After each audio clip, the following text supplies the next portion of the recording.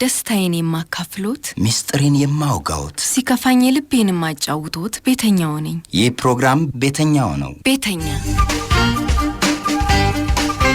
ጤና ይስጥልኝ የተከበራችሁ አድማጮቻችን የቤተኛ ፕሮግራም ወዳጆች እንደምን አላችሁ እንዴት ሰነበታችሁ? እንግዲህ ሁሌም እንዳስለመድኳችሁ ባለ ታሪክ ነው ማቀርብላችሁ። ሶማን ለራሷ ደህንነት ሲባል መግለጽ አልፈለኩም። 7 እህትና ወንድሞች ሲኖሯት እሷ ለቤቱ ሁለተኛ ልጅ ነች። በመካከለኛ የኑሮ ደረጃ ላይ የሚገኙት ቤተሰቦቿ በተለይም አባቷ በአካባቢው በጣም የሚከበሩና የሚፈሩ እንደሆነ ነግራኛለች። እሷ ደግሞ በትምህርቷ እጅግ በጣም ታታሪና ጎበዝ የምትባል ተማሪ ብትሆንም በወቅቱ የአይን ህመም በጣም አስቸግሯት ነበር። እናም ይሄ ችግሯ ያስጨነቃቸው አባቷ መፍትሄ የሚሉትን ነገር አደረጉ። ይህችን በወቅቱ 7ኛ ክፍል ደርሳ የነበረችው ልጃቸውን አዋቂ ቤት ወሰዷት። አዋቂ ቤት የሚሉት እንግዲህ ጠንቋይ ቤት እንደማለት ነው። ክፍል አንዱን ታሪክ እንድታደምጡት በአክብሮት ጋብዣለሁ።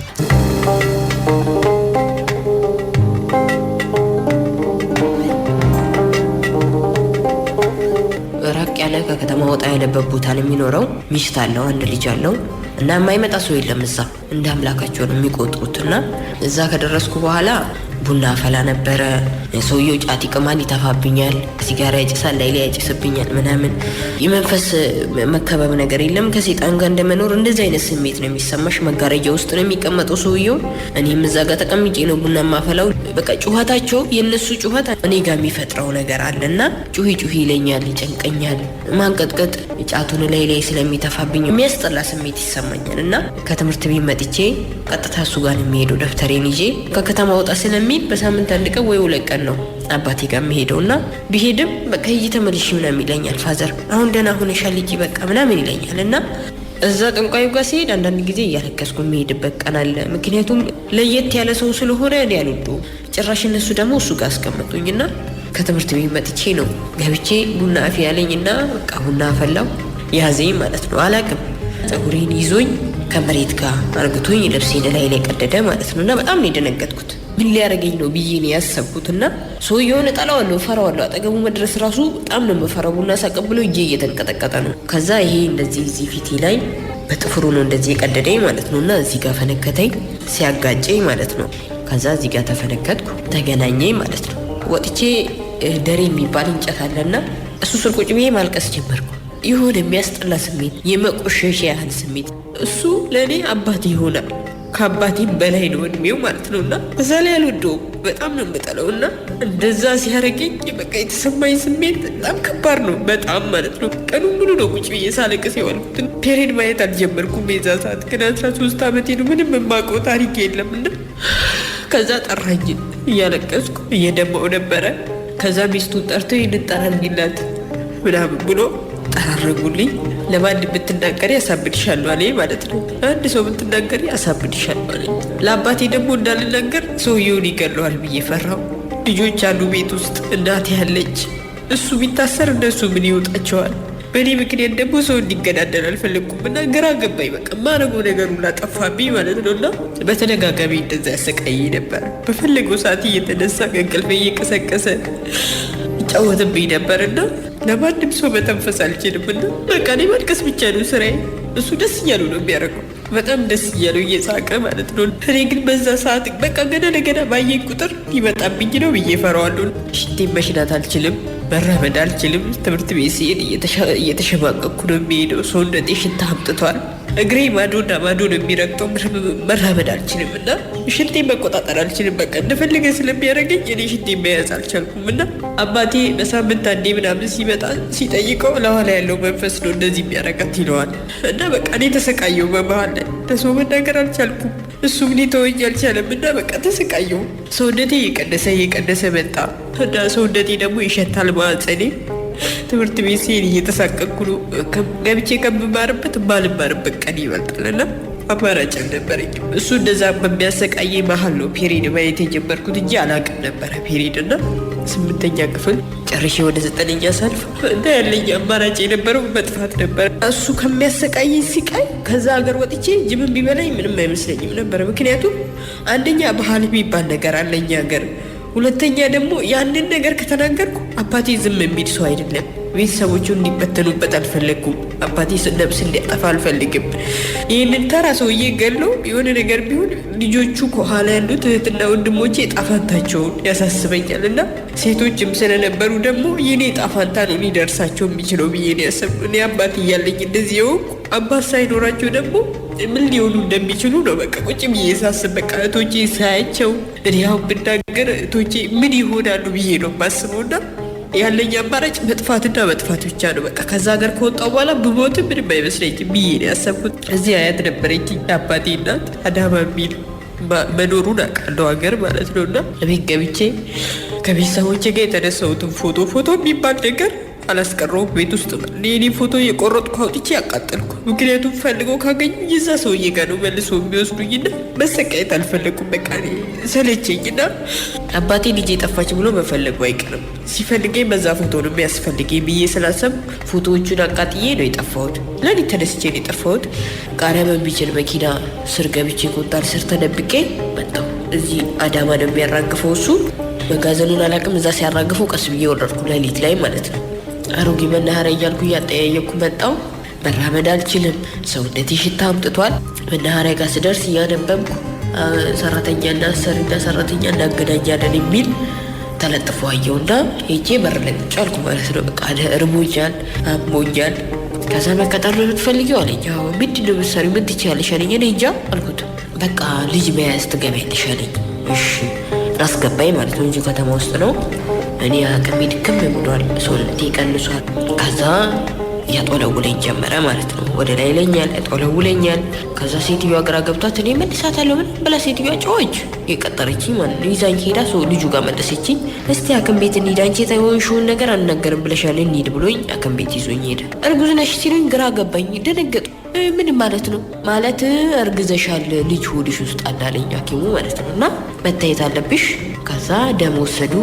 ይሄ በማህፀን ሽንት ያለመቋጠር ምናምን ፌስቱላ አለብሽ፣ ኤችአይቪ ያለብሽ አለኝ ማለት ነው። በቃ ሰማይና ምድሩን የተገለበጠብኝ። እኔ ኤችአይቪ ሰው ይዞት ይኖራል ብዬ ስለማልገምት ኤችአይቪ ያዘው ሰው እንደ ቆሻሻ ስለሚታየኝ ሀገር ላይ በቃ ግራን የገባኝ ራሴን ላጥፋ ማረገው ነገር ነው የጨላለመብኝ ማለት ነው። በዚህ እድሜሽ እንዴት ሆነሽ ነው? ምን ሆነሽ ነው? የሆንሽውን ነገር ንገሪኝ አሉኝ። እኔ መናገር አልፈለግኩም እና በቃ ግራ ገባኝ።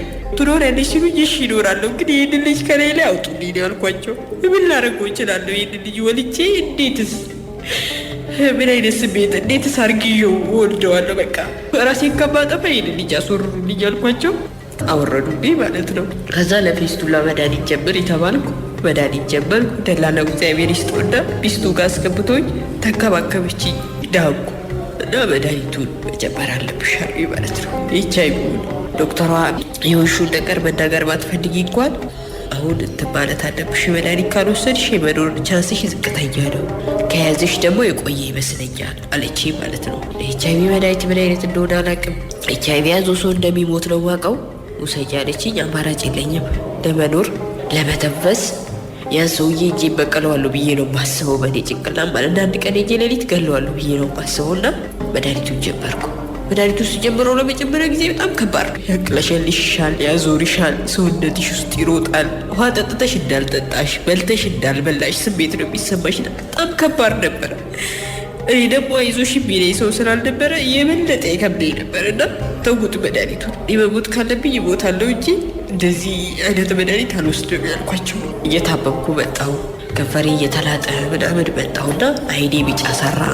ከዛ እዛው ሐኪም ቤት ተመልሼ ሲሄድ የመጨረሻ ደረጃ ላይ እየደረስሽ ነው፣ ወደ ኤድስ ውስጥ ከገባ አትድኝም ምናምን አለችኝና ቃሺ ብዬ መዋጥ ጀመርኩ ማለት ነው። መድኃኒት ይዘሽ የሰው ቤት ለመስራት በጣም ከባድ ነው። ደብቄ ነው ይዤ የሚሄደው በፌስታል ውስጥ አድርጌ ስቀጠር መድኃኒቱ ሲያዩ ያባርሩኛል፣ ደሞዜንም አይሰጡኝም።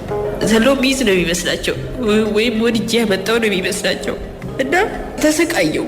አንዴ መድኃኒቱን አቆመዋለሁ፣ አንዴ ውጠዋለሁ፣ አንዴ አቆመዋለሁ። አማራጭ የለኝም በቃ ይሄ ነው እንኳን ብሎ የሚያማክረኝ ሰው ስለሌለ በቃ አማራጭ የለኝም። በቃ እኔ የተሰቃየው መከራ ይበል እና ከአንዱ ቤት ስወጣ አንዱ ቤት፣ ከአንዱ ቤት አንዱ ቤት፣ አንድ ወር ከሰራው አንዱ ቤት በጣም ትልቅ ስራ ሰርቻለሁ።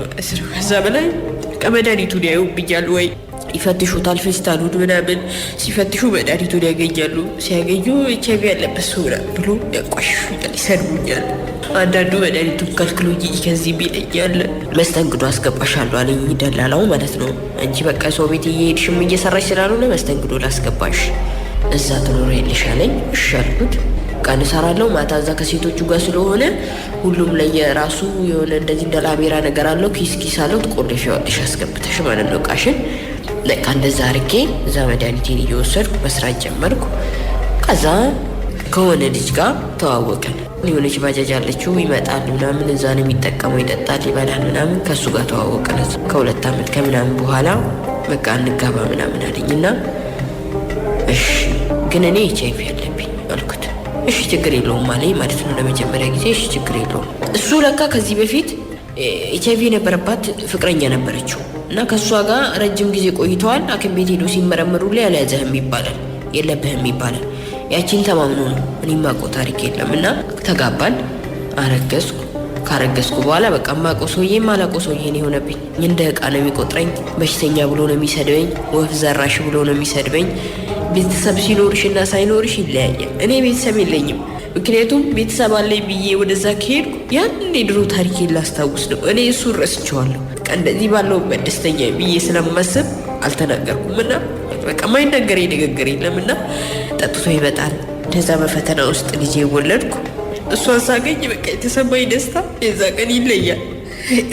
የፌስቱላውም ጫና ስለነበረ 6 ቀን አምጬ ነው የወለድኳትና እሷን ሳየት የተሰማኝ ደስታ በቃ ያቺ ንጹህ እኔ ንጽህነቴ ድሮዋን ያስታወሰኝና እኔነቴ ንጹህ እንደሆነ እንደምፈለግ ለሰው እንደማስፈልግ ይሰማኛልና በጣም ነው ደስ የሚለኝ። እሷን ሳያት ልጄን በሽታ ታስያለሽ ምናምን ይለኛል። ከኔ መፈጠሯን ረስቶ እኔ ለእሷ እንዳይዛት በጣም በቃ ቀንና ሌሊት እንደሌት ሆንብኝ። ሐኪሞቿ አይዛትም መድኃኒቱን በስነ ስርዓት ዋጪ ለእሷም ስጪ ብለውኝ ሰጥተውኛል። ግን እኔ ሀሳብ ይዞኛል። በቃ ማባክረው ሰው ስለሌለኝ ማለት ነው። ማናገረው የራስሽ ሰው ሲኖርሽ ትንሽ እረፍት ይሰማሻል። እኔ ማንም የለኝም። ክፉንም ደጉንም በራሴ ወስኜ የማረግ ነኝና ለራሴ ጭንቀት ላይ ነበርኩና በቃ እየመጣ ይመታኛል። አራስ ቤት ተኝቼ የሚበላ አይሰጠኝም። ከፈለገው በቃ የሚያርሰኝ ሰው የለም። ደምሽማ እንዳያጥብልሻል ይለኛል፣ ያንቋሽሸኛልና ከዚህ ሁሉ በቃ ተነስቼ መውጣስ ብዬ ወጣሁ። ልጄን ይዤ ነው የወጣሁት። እሷን ትቼለት ልወጣ አልፈለግኩም። የ1 ወር አራስ ስለነበረኝ እንደዛው አዝያት አልጋ ክፍል መስራት ጀመርኩ። 200 ብር ይከፈለኛል። 500 ብር የቤት ኪራይ እከፍላለሁ። 500 ብሯን በእጄ ይዛለሁ ለእንጀራ ለምናምን። 200 ብር ወተት ኮንትራት ይዤ 2011 ላይ ማለት ነው እንደዛ እያረኩ ኖር ነበረ። በመሀል ላይ ልጄ ታመመችብኝ። ዓመት ከምናምን ከሞላት በኋላ ታመመች ማለት ነው። በጣም ታመመችብኝና የምሰራበት ሴትዮ ሄጄ ብር አበድረኝ ስላት የለም አለች። እዛ ቁጭ ብዬ ሳለቅስ እዛ ቢዝነስ የምትሰራ ልጅ ነበረች። አልጋ ኮንትራት ይዛ ነው የምትኖረው። ፈታ ብላ ነው የምትኖረው እሷ ማለት ነው። ምን ሆነሽ ነው አለችኝ። ማማን እኮ አማጣክም ቤት ወስጃት እኮ 2200 ብር አሉኝ። እኔ ደግሞ ብር የለኝም። እዚህም ስጠይቃቸው ብር የለም አሉኝ። ሄጄ አቤት ብዬ ለምኜ የማመጣው ዘመድ የለኝም። ከዛ ቆይ ማታ እኮ የሚሰራበት ቦታ አለ ትሰሪያለሽ አለችኝ። ምንም ይሁን እሰራለሁ። ከዛ እሺ በቃ አለች። ከዛ መጀመሪያ ላይ ወደች አጭር ቀሚስ ሰጥቼ እኔ ለብሼ ራቁት ሄዳ አልሄድም አልኳት። ይሄድን ለበሽ ብላ ሱሪና ቲሸርት ሰጠችኝ። ከዛ ሄድን። እሷ አቅማለች መርቀናለች። እሷ እስክትቅም እስክትተፋ ምናምን እሷ ጋር ቁጭ ብዬ ነው የጠበቅኳት። መሸ 2 ሰዓት ሲሆን ነው ይዛኝ የወጣችው። ልክ መንገድ ላይ ስንደርስ አሁን አየሻቸው አለችኝ። ሴቶቹ ቆመዋል። ለምንድን ነው ታዲያ የቆሙት? ስራው አልኳት። ስራው እንደዚህ ስንቆም ወንዶቹ መጥተው ይጠይቁናል። ከወንድ ጋር ማደር ነው አለች። ከዛ አማራጭ የለኝም። ልጄ ናት ትዝ ያለችኝ። እንደ ዕቃ ጥያት የመጣሁት ልጄ ትዝ አለችኝና በቃ ግራ ተጋባሁ። ታውቂያለሽ አንዳንዴ ጭልምልም ይልብሻል የሆነ ነገር ሲጠይቁሽ 200 ብር 5,000 2,000 ብር በይና ጠይቂ ያለች። ስንት ነው ሲሉኝ ወንዶቹ መጥተው ደነግጣለሁ። ከዛ መጣችና ያ ሰውዬ እየጠራሽ ነበር ከቅድም ጀምሮ 2,000 ብር በይው አለች። እሺ ሲጠራኝ 2,000 ብር ማለቱ ሸሚዞን 500 ብር አልኩት። ከዛ ከአንድ ይሻለኝ። በዚህ ጋር ነው አልጋ ያዝኩት፣ በዚህ ጋር ነው ታውቂዋለሽ አይለኛል። አውላል እኔ አላውቀውም። በዚህ በገብርኤሉ ጋር ነው አላውቀውም። ሰፈሩን ከነ ማለት ነው ጨለማም ነው። በዛ ላይ ይዞኝ ሄደ። ገባን። ብሩን ሰጠኝ ቀድሞ። ከዛ 2 በግድ ተጠቀመኝና ልብሴንም አውጥቶ ወረወረልኝ። ወጣሁ። የዛ ቀን የነበረው ነገር በጣም ከባድ ነው። አንደኛ ሰውነቴን ሸጬ ነው። ሁለተኛ ደግሞ ሌላ ሰው የበከልኩ ያህል ስሜት የተሰማኝና በጣም ነበር የሚከብደው። በቃ እኔ ነኝ በሽታውን አንስቼ በእጄ በቃ ልጅ ያለውም ይመስለኛል። በቃ ብቻዬን ማውራት ጀመርኩ። ይዘቀን መጣችና እሷ ምንድነው ያስነፈርቅሽ ምናምን አለችኝ። ከዛ 200 ብር አምጪ ልጠጣ ነው አለችኝ። ሰጠዋት። እንጂ በቃ ልጄ ላይ ተደፍቼ ማልቀስ ጀመርኩ። ነጋ ብዬ ሐኪም ቤት ሄድኩ። ከዛ ዶክተሩ ምንድነው የሚያስለቅስ ይሻለኝ? ኧረ ምንም አልኩት። ደስ ብሎኝ ነው ምናምን አልኩት። ልጄን አቅፌ አይኔን እያየሁ እያለቀስኩ ቤት ገባሁና ተደፋሁ። ተኛሁ። ስራ መሄድ ረሳሁት። ያ የማታው ስሜት አለ። እንቅልፌን አልተኛሁም። በማግስቱ ስነሳ ስራ ቦታ ሲሄድ ትናንት ማን አጽድቶልሽ ነው አላውቅም አለች ሴትዮዋና አቆምኩ ማለት ነው ስራው። ውድ አድማጮች እንግዲህ የባለ ታሪካችን የህይወት ጉዞ ይሄንን ይመስላል። በቀጣዩ ሳምንት ሁለተኛውን ክፍል አቀርብላችኋለሁ። እጅግ በጣም አሳዛኝ ነው። የሚገርመው ነገር አባቷ እናቷ በወቅቱ አረማመዷን አካሄዷን አይተው ጉስቁልናዋን አይተው ምን ሆናለች ልጄ እንኳን ብለው መመለስ አልቻሉምና HIV፣ የአባላዘር በሽታዎች፣ ፊስቱላ፣ ያላሰበችው ያላቀደችው እርግዝና በዚች ልጅ ህይወት ውስጥ ተፈራረቀ። ያው ዞሮ መጨረሻ ላይ ደግሞ ሴተኛ ዳሪነት ህይወትን ሀብላ ጀመረችው። ውድ አድማጮች እናንተስ ምን ትላላችሁ? ምን ሐሳብ አላችሁ? እጠብቃችኋለሁ። ደስታዬን የማካፍሎት፣ ሚስጥሬን የማውጋውት፣ ሲከፋኝ ልቤን የማጫውቶት ቤተኛው ነኝ። ይህ ፕሮግራም ቤተኛው ነው። ቤተኛ